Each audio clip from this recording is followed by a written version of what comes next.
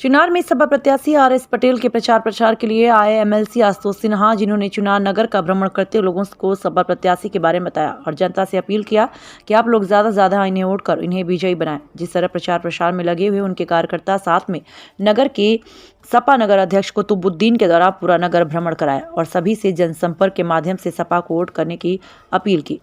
उनसे पूछा गया तो उन्होंने बताया कि इस बार सपा सरकार बनेगी, जिससे कि लोगों को बेरोजगारी और महंगाई से जूझना पड़ रहा है, उससे निजात मिलेगी। और गैस सिलेंडर के बारे में उन्होंने बताया कि जो सिलेंडर पहले 350 मिलता था, आज वही सिलेंडर 1000 का हो गया। इन सभी महिलाओं को अगर सपा सरकार आती है तो इन महंगाइयों को कम किया जाएगा।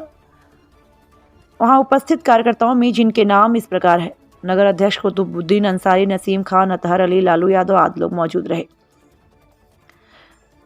जिला मिर्जापुर तहसील चुनार से ब्यूरो चीफ शाहिद आलम की खास खबर।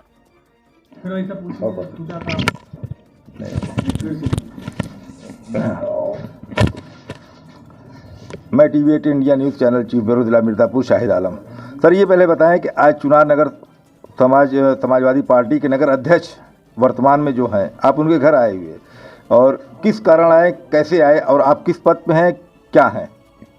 देखिए, मेरा नाम आशुतोष सिन्हा है और समाजवादी पार्टी का मैं MLC हूँ और मेरे निर्वाचन क्षेत्र में मिर्ज़ापुर भी आता है। तो मिर्ज़ापुर का इस चुनार में मैं आदरणीय अध्यक्ष जी के आया हूँ और क्योंकि इनके यहाँ एक फंक्शन था, उसमें नहीं आ पाया था और साथ ही साथ अभी सुने कि कुछ घटना भी घट गई है, तो उसकी जानकारी लेने आया हूँ। सर, क्या घटना घट गई अध्यक्ष जी के साथ? तो अध्यक्ष जी बताएंगे, हमें इसके बारे में जानकारी नहीं, वही जानकारी लेने आए हैं ना। जानकारी लेने आए हैं? हाँ जी, अच्छा। ये बता दें सर कि आपके मिर्ज़ापुर विधानसभा जो है, कितने विधानसभा हैं और कई प्रत्याशी आपके सपा से लड़ रहे हैं, कितने गठबंधन से लड़ रहे हैं? देखिए, समाजवादी पार्टी और गठबंधन के कुल 5 मिर्ज़ापुर की जो विधानसभा हैं, उन 5 में समाजवादी पार्टी और गठबंधन के लोग चुनाव लड़ रहे हैं। मैं ये पूछ रहा हूँ सर, कितने समाजवादी से लड़ रहे हैं और कितने गठबंधन से लड़ रहे हैं? गठबंधन 4 समाजवादी है। ऐसा है कि क्योंकि हम बताएं आपको कि समाजवादी पार्टी से 4 प्रत्याशी हैं, गठबंधन का प्रत्याशी है। जी, गठबंधन के कौन प्रत्याशी हैं सर? गठबंधन के प्रत्याशी यहाँ अपने यहाँ चुनार में डॉक्टर आर.एस. पटेल है। जी सर, आर.एस. पटेल हैं, जो कि आर.एस. पटेल से कई बार मैंने भी वार्ता करना चाहा, लेकिन मुझसे भी वार्ता नहीं हो पाई। वार्ता होने के बाद मुझसे मुलाकात नहीं कर पाए, अभी जनता उनको पहचान नहीं पा रही है। आप उनके प्रचार में भी आए हुए हैं? बिल्कुल। देखिए, मैं उनके प्रचार में भी आया हूँ और मैं आपसे कहना चाहता हूँ कि देखिए, समाजवादी पार्टी और गठबंधन का चुनाव है। ये चुनाव देश के संविधान को बचाने का चुनाव है। ये देश में जो बढ़ती हुई महंगाई है उसको कम करने का चुनाव है। जो नौजवान बेरोजगार हो जा रहे हैं उनको रोजगार दिलाने का चुनाव है। ये चुनाव व्यापारियों का है, गरीबों का है, मजदूरों का है, व्यापारियों का है, अधिवक्ताओं का है। तो ये चुनाव किसानों का है। तो इस चुनाव में हमें प्रत्याशी नहीं देखना, अच्छा, क्योंकि समय बहुत कम है चुनाव में और प्रत्याशी के पास बड़े क्षेत्र हैं, तो हो नहीं सकती, ये संभव नहीं है कि प्रत्याशी हर जगह पहुंच पाए। तो इसलिए हमें और आपको स्वयं प्रत्याशी बनना होगा और हमें प्रत्याशी बनकर जाना पड़ेगा। हमें जाना पड़ेगा, घर घर हम प्रत्याशी बन के जाएंगे और प्रत्याशी के लिए वोट मांगने का काम करेंगे। सर, जैसा बीजेपी पार्टी जो है सरकार है तो है, और वो कह रही 370 हटा दिया और मस्जिद दिलवा दिया, अयोध्या बना दिया और इतना काम किया, आप क्या कहना चाहेंगे इसके बारे में? देखिए, हमने पहले भी कहा था, फिर कह रहे हैं कि 370 अगर उन्होंने हटाया तो उत्तर प्रदेश में कितने व्यापारियों को काम मिला, कितने किसानों को फ़ायदा हुआ, कितने गरीबों का फ़ायदा हुआ, महंगाई कितनी कम हुई।